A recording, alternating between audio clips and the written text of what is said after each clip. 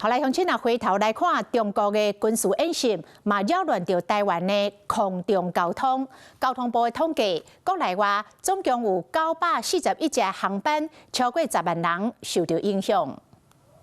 金门机场柜台头前透早，嘛是有旅客来现场看，敢会当坐飞龙机。因为今仔日中共解放军开始飞台军演，松山飞马祖今仔日全部取消。金门航线是暗时6点进前的航班取消，影响差不多6000人。对你造成困扰？一定会的啊，快了，对，就是要等，没办法回去了啦，因为他后面6点半才有1、2班那个。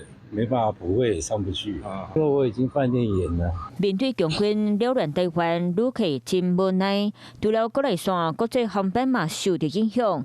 交通部统计，军演的期间，桃园机场包括起港含过境的航班，拢总差不多857架次，影响的旅客超过10万人。台北飞航金宝区国际线14条航路，跟它往回日本3条航路无受到影响。今天看好像还好，但还是会稍微有点担心，所以今天有特别提早大概半个多小时来机场。目前是松了一口气啊，但是还是要等真的起飞之后，就是确定没有影响，可能才会真的放心。其实蛮担心的，对，就是怕说就是会飞不出去这样子，怕跨年行程会被影响，就是会整个很失望。桃园机场到透早也无出现严重的耽误。出境大厅，侪人要出国，心情是真欢喜。部分旅客是认为唔免烦恼。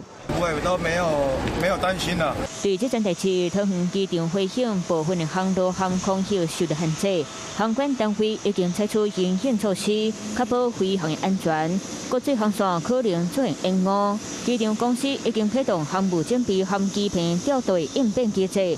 台湾周边空气真实升温，各航空公司已经提早加派台面组员，降低对旅客的行程影响。